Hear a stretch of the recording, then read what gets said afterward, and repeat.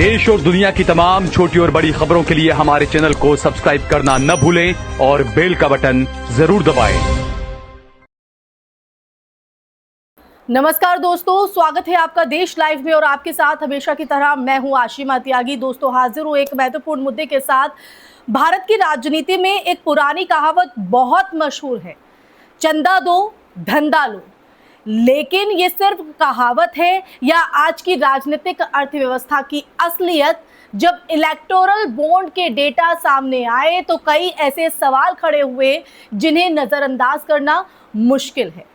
तो आज हम इन्हीं संदर्भ में बात करेंगे कि आखिर ऐसा क्या हुआ जिन्हें नजरअंदाज नहीं किया जा सकता, क्या है पूरा सच, बताऊंगी सब आपको। लेकिन उससे पहले आप लोगों से अपील, इंसाफ की आवाज को बुलंद करने के लिए और सच्ची पत्रकारिता के लिए हमारा यानी देश लाइव का सहयोग करें। साथ ही डिस्क्रिप्शन में दिए गए लिंक को ओपन कर ज्वाइन बटन दबाकर आप हमसे यानी देश लाइव से सीधा जुड़ सकते हैं दोस्तों।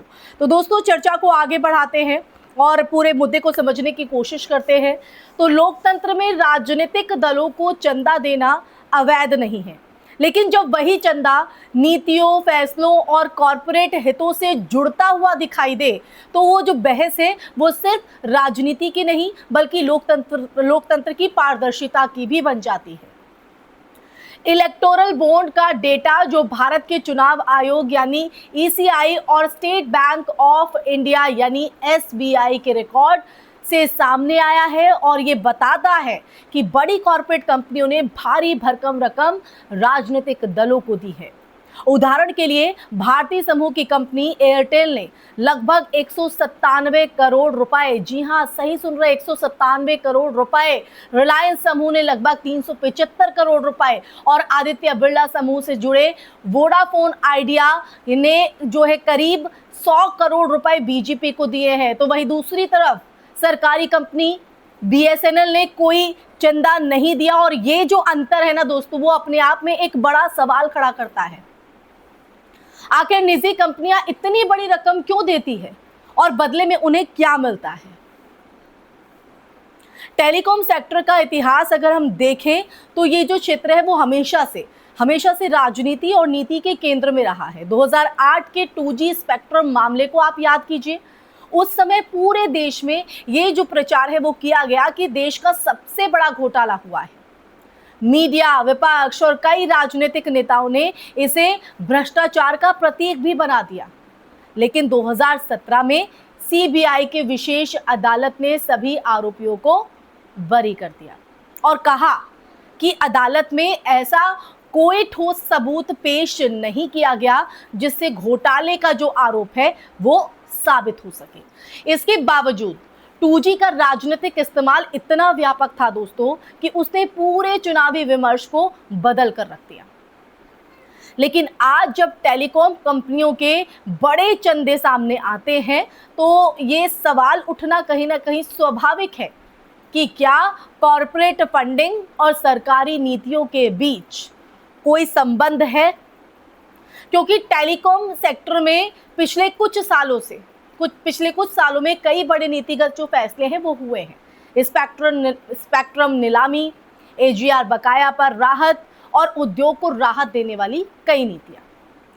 अब दोस्तों यही वजह है कि आलोचक कहते हैं कि इलेक्टोरल बॉन्ड व्यवस्था ने चंदे को पारदर्शी बनाने के बजाय और ज्यादा अपारदर्शी बना दिया है। पहले कम से कम जनता को ये पता रहता था, इस बात की भनक रहती थी कि कौन सी कंपनी किस पार्टी को पैसा दे रही है। पहले ये जानकारी जनता को रहती थी, लेकिन इलेक्टोरल बॉन्ड में दानदाता की जो पहचान है वो लंबे समय तक गोपनीय रहती थी।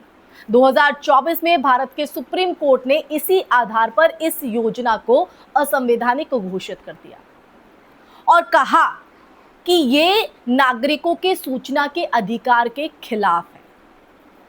अब इसी बहस के बीच एक और जो मुद्दा है वो उभर रहा है, इथेनॉल ब्लेंडिंग नीति। जी हां, इथेनॉल ब्लेंडिंग नीति। सरकार पिछले कुछ सालों से पेट्रोल में इथेनॉल मिलाने को तेजी से बढ़ावा दे रही है। सरकार की अगर बात करें तो सरकार का तर्क है कि इससे तेल आयात जो है वो कम होगा, किसानों की आय बढ़ेगी और पर्यावरण को फायदा भी होगा। भारत ने 2025 तक पेट्रोल में 20% एथेनॉल मिश्रण का लक्ष्य रखा है दोस्तों। लेकिन कुछ विशेषज्ञ और सर्वे ये भी दावा करते हैं कि जिन वाहनों में ज्यादा एथेनॉल इस्तेमाल किया गया उनमें इंजन की जो लाइफ है वो कम होने की शिकायतें सामने आई हैं।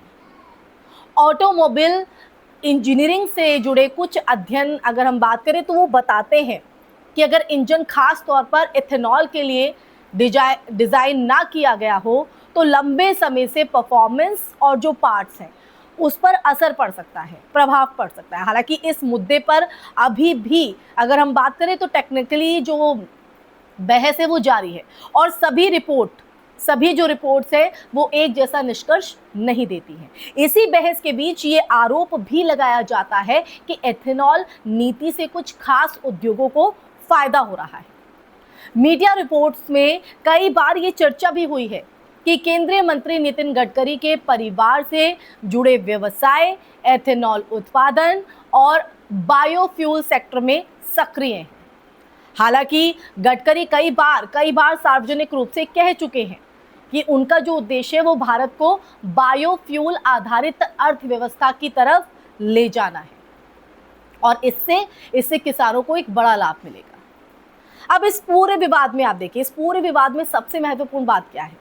सबसे महत्वपूर्ण बात यह है कि लोकतंत्र में जो नीतियां हैं, नीतियों की विश्वसनीयता है वो पारदर्शिता से बनती है। अगर बड़े कॉरपोरेट दान और सरकारी नीतियों के बीच संबंध दिखाई देने लगे तो जनता का जो भरोसा है वो कमजोर पड़ सकता है।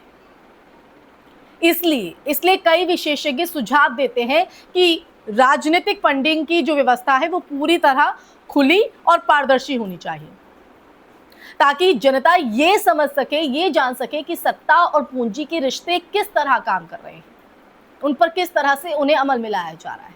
तो आखिरकार लोकतंत्र सिर्फ चुनाव जीतने का नाम नहीं है बल्कि जनता के विश्वास को बनाए रखने की एक प्रक्रिया भी है। जब कंपनियां करोड़ों का चंदा देती हैं और उसी समय उन सेक्टरों में बड़े बड़े नीतिगत फैसले होते हैं तो सवाल उठना स्वाभाविक है और शायद यही वजह है कि आज भारत में राजनीतिक फंडिंग और कॉरपोरेट प्रभाव पर बहस पहले से कहीं ज्यादा तेज हो चुकी है। तो लोकतंत्र की मजबूती इस बात से तय होगी कि सत्ता, उद्योग और जनता के बीच रिश्ता कितना पारदर्शी और जवाबदेह है। क्योंकि जब राजनीति और पूंजी के बीच की जो दूरी है ना वो कम हो जाती है तब असली चुनौती ये नहीं रहती कि पैसा किसने दिया, बल्कि ये होती है कि उस पैसे की कीमत आखिर कौन चुका रहा है।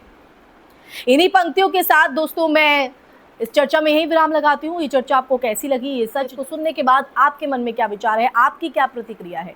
कमेंट सेक्शन में कमेंट करके जरूर बताइएगा। इस वीडियो को ज्यादा से ज्यादा शेयर कीजिएगा, हमारे चैनल देश लाइव को सब्सक्राइब कीजिएगा। फिर हाजिर होंगे ऐसे ही चर्चा लेकर, तब तक के लिए अपना ख्याल रखिए। जय हिंद, जय भारत, नमस्कार।